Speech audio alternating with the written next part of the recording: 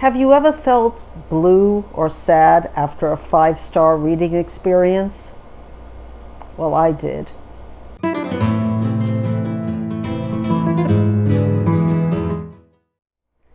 Hello everyone, and welcome back to my channel. If you're new here, I'm Marilyn. Welcome. If you know me already, thank you for watching. Well, let me tell you my experience this week. I finished 2 books. They were both memoirs, and one was a 5-star reading experience. I was so excited about this book that I was talking to everybody, all my friends on BookTube, about how they should read it and why I loved it, and convinced a few people to read it. So what's the name of the book? I read it on Kindle. I started it on audio, and then I finished it on Kindle, so I don't have a physical copy, but I'm going to put a copy of the book over here. And the name of the book is I'm Mostly Here to Enjoy Myself, One Woman's Pursuit of Pleasure in Paris by Glynnis MacNicol. So I had an interesting reading experience with this book. First, I tried it on audio, and I was too much in the reader's head, even though the reading is done by the author. And I didn't dislike her voice, but I'm a New Yorker, and I was expecting a New York voice, but she's Canadian, I found out later. So I got it on Kindle, read it, loved it, and like I said, was trying to make everyone else read it. But after I read it, after it started settling in me, I started feeling blue. So I wanted to talk about that. But first I want to tell you what I ran to Goodreads, and I wrote this when I first finished the book. I said it was the best travel, memoir, narrative, nonfiction, meta-nonfiction book that I've ever read. Now that's pretty high praise. That shows you I'm a very exuberant person when I have a 5-star reading experience. And I said that the author, Glynnis MacNicol, likable, searching, brutally honest writer, about to turn 47. And she has just experienced what the first wave of COVID was like in New York City, which was, I read, I've known from personal experience through my sister, who was working in a hospital at that time, that she caught COVID and she was hospitalized, and she's a very healthy person. And the things she told me, how much she suffered, how she saw other people suffering, was a little different from my experience in Hawaii, though we had a lot of deaths and illnesses and hospitalizations, not on the same scale. Obviously, the population, probably other reasons too. But back to Glynnis MacNicol. She has just experienced, like I said, the first terrible wave of COVID, and she longs for human touch. So when France opens up for the first time, and I'm thinking this has to be 2021, 2022. So she longs for human touch, friendship, and yes, sex. She has been going to Paris in August every year for many, many years. But this year, she mostly wants to enjoy herself. I loved this book. This book was so well written. Well, let me tell you what I wrote first. And the book has everything that I love: Paris, women's friendships, and a deep look at women in the past who forged a life in Paris. And I said I would give it 6 stars if I could. Of course, Goodreads didn't let me. This woman, Glynnis MacNicol, is very likable. She's knowledgeable. She knows what she's talking about. And at first I thought, oh, this is a romp. It's going to be, she goes on a dating website and she's going to meet guys for sex. No, this is not about that, at least totally not about that. It's about so many different things that I was amazed that she could put it together in such an intelligent way. I mean, she's talking about women who have come or were born in Paris in the past and how they forged their own way of living, even when women were treated worse than much worse than they're treated now. Of course, that's debatable sometimes, but no, that's a fact. And the way that she was able to take it from a trip to Paris in August. Now, let me just tell you, Paris in August, I've never been there in August, but everything is closed. Most things are closed. So you can't go to a lot of the fancy restaurants, not that she wants to. And a lot of the attractions are closed. So mainly this book tells about her friendships that she's forged over the years going to Paris in August. Some of these women are from New York, but some of them she met, she's a writer, so she met them through different ways. And by the time I finished reading this book, it's a little spoilery when it comes to a lot of the women or books that she writes about, Colette and Annie Arnaud, and I mean, there's so many different women in real life that she talks about that made it so interesting. Sometimes she spoils it a little bit, but you can go over that. She talks about the book Claudia. She talks about so many women who tried to live in Paris, who came from other places, who did amazing things, but they weren't really recognized for those amazing things, and because they have plaques around Paris. I don't want to spoil the book for you because it's so wonderful. She's such a wonderful person, and I was just raving about it. Okay, so that's my review, but what happened? What happened? Because basically she's talking about turning 47 and not being married, not having children, and missing that physical touch that was missed because of COVID. And she talks about also how does it feel to turn 47 without a boyfriend, children, and traveling alone. And by the end, you're just rooting for her. So it's about a lot of things. It's not just about one thing, but she's able to, like I said, wrap it up in such a wonderful way that I'm sure that if you read it, you're going to love it. I felt blue after about a week because I realized that I wanted to do what she did. I wanted to go to Paris, maybe not in August, but I want to go to Paris and be able to, there's a lot about bike riding, how she was able to ride her bike, a real bike, all through Paris because there was hardly any traffic, and she was able to really be active and go here and go there, and I wanted to be her, but I realized, she's talking about being 47. And I'm talking about being 70. Well, I'm talking about it now.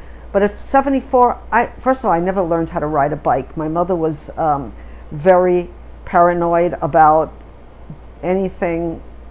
anything. I couldn't even go up the monkey bars, as they used to call them. So I felt that I was being left out, not by her, but just by my age. And I felt sad. I felt sad because I use a cane to get around, and I can't go here, go there when I'm in Paris. I have to take my time. So I'm not going to have the same experience. Now, I have a partner, so I'm not going to look for love online either. But I just felt a little blue after reading the book because even though I've had my experiences, not in Paris at that age, but in other places. I mean, I went to, like some of you know, I went to Japan when I was 50, 50 something, 53, and had a wonderful, exciting experience doing something that I've never done, which is work in a foreign country as a teacher. I worked in a foreign country, but not as a teacher. So, and I had amazing romance and excitement and that feeling of being in a different place for 3 years. So I shouldn't complain. But still, you know, I still want more. And I'm not going to have that experience that, Glynnis MacNicol had and is going to continue to have. But I can still root for my fellow 50-year-olds. Because my daughter, my eldest daughter, is 55 and is also Generation X, and I don't know. They call them the forgotten generation. I don't know what that means, because are they in between two generations? I'm not sure, but I know that I root for my daughter and all women. So I guess I'm just feeling sorry for myself, which is not a good place to be. And also, as you know, my other daughter got married, and I think I'm having post-wedding blues, even though it wasn't my wedding. But there was a lot of social activity that I'm missing and that I don't have on a regular basis. And it made me think I need to be more social outside of BookTube, which I love my wonderful friends on BookTube. Anyway, I still recommend this book to any age, man or woman, because it was such a great book. 5 stars. Now, the next book I read is also a memoir, that I finished is also a memoir. And it made me, it didn't make me feel sad in that way. And in fact, it made me feel compassionate. But yet it's not a happy book. And it's, the name of the book, and I'll have it here, is Rememberings by Sinead O'Connor, who tragically died at a very young age. I think she was 56. She might have even been younger than that. And I just read that she passed away from COPD, because from what I read, she did smoke a lot when she was very young. Now, if you don't know who Sinead O'Connor is, I'm sure many of you or most of you know that she was a famous Irish singer, that she basically got famous for 2 things. And one was her cover of, what is it called? No One Compares to You. And I didn't read that, I just remembered it. That was written that was composed by Prince. And she got to meet Prince twice. And I'll get to that later. But now, one thing I want to tell you about Sinead, and the second thing that she's known for is on Saturday Night Live, she ripped up a picture of the Pope, and she was really hated for that at that particular time. I'm not sure when that was, if that was in the 80s or early 90s, before all of the horrible abuse became as known by priests, etc., in the Catholic Church. But anyway, that was at that time that was a very shocking thing to do, and she was punished for it. And she was a person who marched to her own drummer. That was said about me, so I can understand that. Now, I do want to read you something she said about her own writings. She said early on in the book that she's not a great writer, she's not a great guitarist, but she is a songwriter. So the book is written with a kind of, staccato, kind of blunt, that is, you feel it emotionally, but it's kind of very disjointed.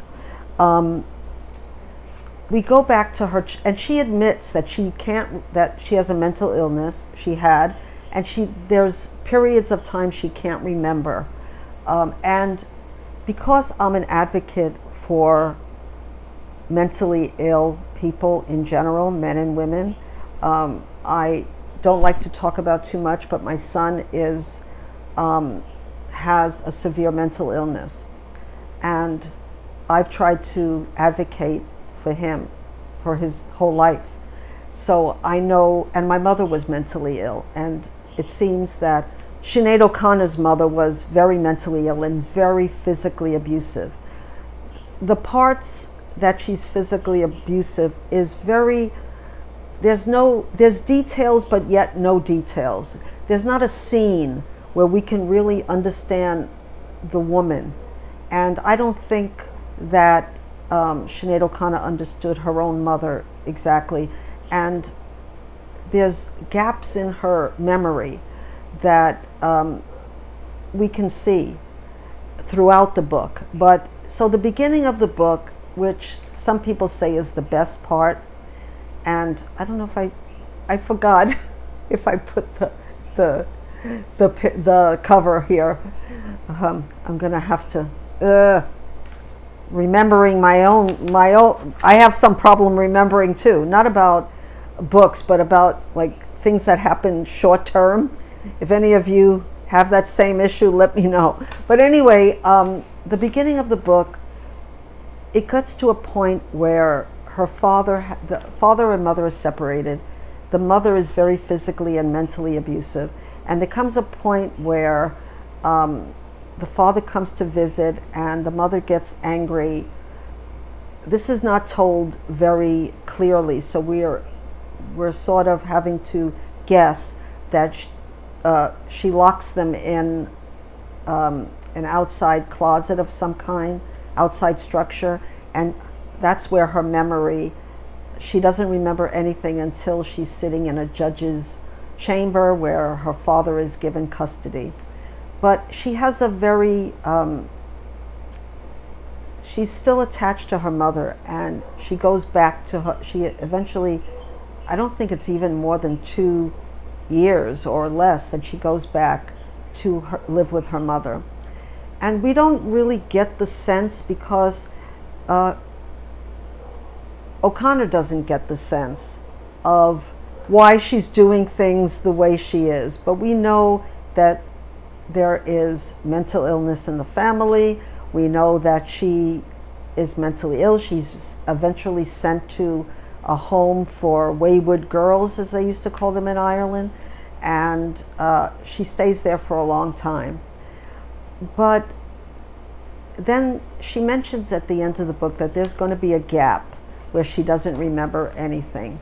So I would have liked to know, and the end of the book, toward the end of the book, she goes through all her songs that made her popular. So the gap starts, another gap is going to start after she tears, a little bit after she tears up the Pope's picture and gets all that blowback from it, and until a more recent time when she's, out of the mental hospital that she was in, that her one of her children was taken away from her. It's a very sad book. It's a very sad book. And in the end, she talks about what her songs were about. And this was quite interesting to me, though I would have preferred, not preferred, but it almost was like a selling point to all her records. And it made me go back, it made me go to YouTube to listen to those songs that she talks about, and that she was barred from a lot of places, and that she ended up singing live for the rest of her career. And then she started writing the book, and there's a big gap, I guess during that gap. And after, I think during COVID, she started writing it again. So, what did I think of the book? I felt great compassion for her. I think she was brutally honest, just as the first author that I talked about. She denigrates herself a lot. a lot of people that I read, who read the book, said she talks in a conversational tone, like dunno, wanna, just like she was talking to you. But because she's an Irish storyteller, and because she's a musician, it's still readable. It still makes you want to keep on reading.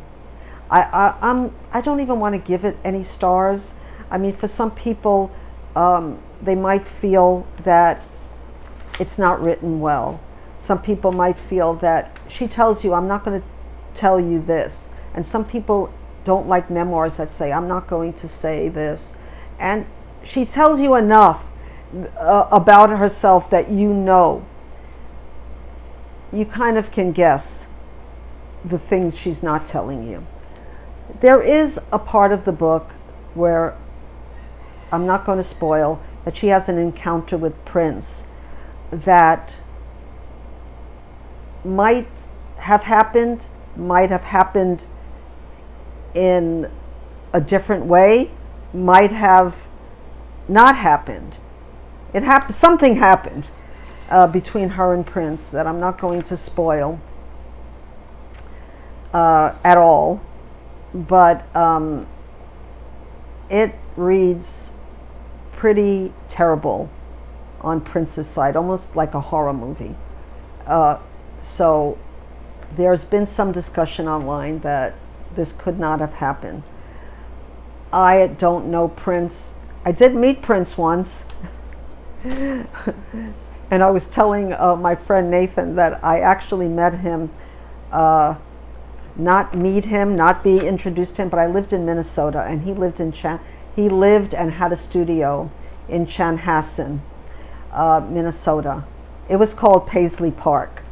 And I lived in a town pretty close to where he lived, and I was going to my, it was called Pickwick store, and I looked, and in the winter, I don't know if it was winter, but all I know is I needed something, and I ran out and put a coat over my bathrobe, and when I walked to the store, which was only a few minutes, like 2 minutes walk from my apartment building, I see this big purple car, I mean huge, and I'm going, okay, I don't usually see this in my neighborhood. And the next thing I know, I walked in, and there he was, all in purple. He really was in purple. And I knew it was him. I took one look at him, and I started following him around the store like a weirdo. And he knew I was behind him. It's a very small store. And he's trying to, like, you know, not have a confrontation with me, not turn around and say hello, you know. But I'm following him because I don't know. I mean, it was Prince. I loved Prince. I loved his music. So he asked for Kleenex poofs, which I didn't know what it was at the time. And I don't know what happened at the counter, if he got it or not, but he went out as soon as possible. And I went out just to stare at the car. You know, somebody else was driving. And I went out and just stared. You know, I was just dumbfounded. And I ran home to tell my daughter at the time, I met Prince. Well, I didn't meet him, but I sort of had a awkward encounter with him. So just by, you know, we know that Prince had issues. I mean, we know this, and we know that Sinead O'Connor had issues. So I am not here to tell you that 100% of what she wrote about Prince did not happen. But I do know that some of the incidents in the book remind me a lot of the religiosity and being very obsessed with, as Sinead O'Connor was, the church, the Pope. She went to mediums. She had sort of ESP. And I'm not saying any of this happened, but I know from my own experience living with a mentally ill person and doing volunteer work and to be honest, having had a breakdown myself and being in the hospital and talking to other people, that is a sign of a mental illness when you're very, very obsessed with any kind of religion, but and this is a lot of the book. So if you're not into that, you might not like the book. So, like I said, I'm not giving it any stars, but I know that I felt for her. I felt that she suffered, and she has such a wonderful talent that I'm very glad that she was noticed. You know, not only for her bald head or tearing up the picture of the Pope, but also she was recognized as a very unusual singer as well. And she calls it a cry scream that she has in her voice that is noticeable if you listen to her songs. And she mentioned that the composer of Don't Cry for Me, Argentina, said that he liked her version the best. And I listened to it, and it was sort of whisper cry that she was known for. So if you have any interest in Sinead O'Connor, I really do suggest you read it. I felt a lot of compassion for her, and I also was happy that she was able to have experiences that she talks about in the book. And there are many interesting experiences. And you get the sense of someone who might be Generation X living in Ireland at that time, though I'm not even sure if she's Generation X. I think she might have been, because it gave me a feeling of the 60s, of London swings, kind of, because she does go to London, and you see her traveling to the United States, of course, and to London, and getting out of Ireland, which she really didn't want to go back to Ireland. And if you're interested in Irish literature at all, and I had a teacher when I went to junior college, and I was in my 30s already, and she said she was very much into Irish literature, and she said that it is a phenomenon, in a way, that Irish writers never got famous in their own country. They always had to leave to become famous. That's not true now, but was true in the past. And let me know what you think of that in the comments, by the way. Is that true? Has that been true in your reading experience of Irish literature? Okay, now, those are the two books that I finished. Now, I started to read, and I have this book in my hands. I started to read the book that I bought at Barnes & Noble, which is, did I say Barnes? Yeah, I wanted to make sure I said the right bookstore. We only have one bookstore. We used to have Walden Books. We used to have Borders, so it's Barnes & Noble. And that was Seishi Yokomizo, a classic Japanese murder mystery. The name of it is the Inugami Curse. And I showed this last time I did a video. But when I started reading it, now a lot of people like this. There's a character list. And I started reading the characters, and I said, I can't do this right now.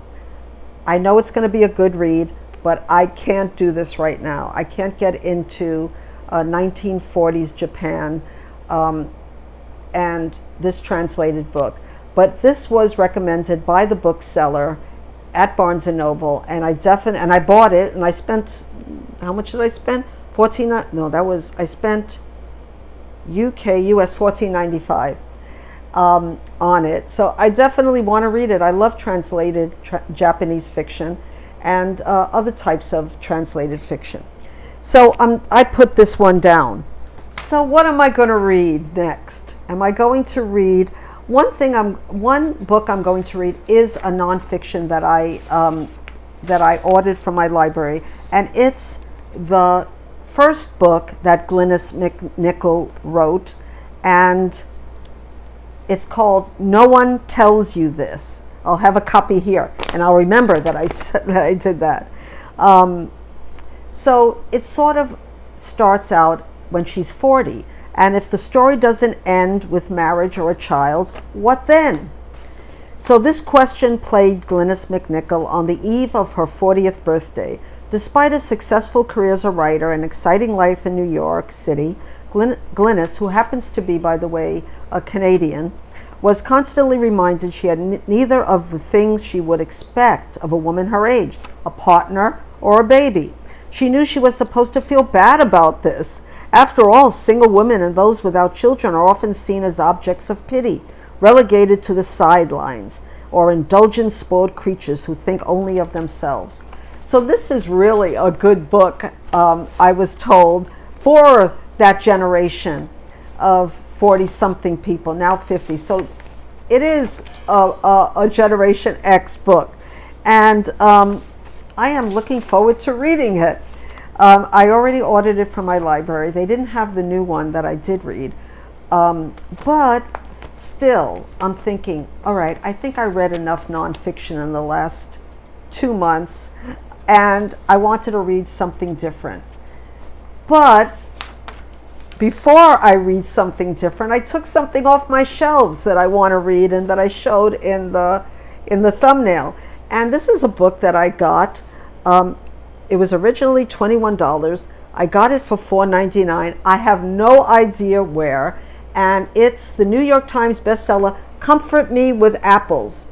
And I might have shown this before, but I really need this. I need comfort right now. And Ruth Reichl, I read Tender at the Bone. I read a few of her cooking type life memoirs. And it says here that she writes with gusto, and her story has all the ingredients of a modern fairy tale: hard work, weird food, and endless curiosity. The New York Times notable book, the New York Times said, so many memoirs annoy by telling either too much or too little. This one tells just enough. The book reads not like life described, but like life lived and then shaped. Each story affirms Reichl's desire. Is it Reichl or Reichl? I'm pretty sure it's Reichl. And I think I read something Sapphire,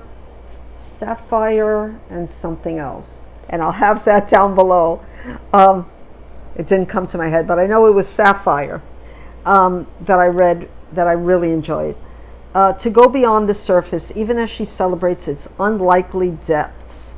So I'm wondering if she talks about, if I can get it here, and that way I don't have to put it I'll put it in the show notes anyway. This was written in 2001, so it's not a new book. Yeah, it doesn't have the other book that she must have wrote the other book with the sapphires afterwards. Anyway, I want to be comforted, so I want to read another memoir. I'm going to read 2 other memoirs, but this one I think is going to be more comforting and less, I shouldn't say less informative or less intelligent, because all of these books were wonderfully intelligent and wonderfully interesting. But yeah, I love food, so yeah, I'm going to read that. And the other book that I found, and actually I didn't find, but my very faithful subscriber Nathan sent it to me, and it just hits all the feels for me right now. And it's a self-published novel by Carol Novis. I'm going to have a copy here. It's called Murder, She Fried. And this is what the author says on Facebook about her own book. Because when you're a self-published author, I guess, well, I was not a self-published author, but I was like a self-published author. Let's put it that way. I had a small publishing company that published my one and only memoir in the UK. And they didn't do much. I did all the selling. But this is what he wrote, what Nathan said, is Tension on a Pension Cozy Mystery. And then I found out that's actually what it's called, Tension on a Pension. Isn't that just fun? She said, I have a new cozy mystery out today, Murder, She Fried. It's third in the Tension on a Pension series. Here's what it's about. Residents of the Menorah Retirement Home in Minnesota, oh, Minnesota, that's another plus for it for me, are all abuzz about Judith, a mysterious new arrival who's annoying everyone. But Len, she's found dead in a snowdrift. An accident? Ellie Shapiro thinks it's murder, though no one takes her seriously. And then there's another murder, and with the annual Hanukkah party. Well, this, it hits me. First of all, I really want to talk more about self-published books, and I have a lot of them on my shelf that I've never talked about and that I want to talk about. So this gives me a chance to read one. And I'm not really into cozy mysteries unless there's something that interests me particularly about it. So that's what I'm going to read next week, one of those books. So thank you so much if you watched until now. I tend to go on and on. But tell me, have you ever read a book and loved it, but then after it started gelling in your head, something about it, something that's related to your own life, made you feel sad in some way? Please let me know in the comments, and thank you so much for watching. And until my next video, I will wish you a wonderful Sunday here. Probably it'll be Monday by the time you watch this. But as always, love and aloha.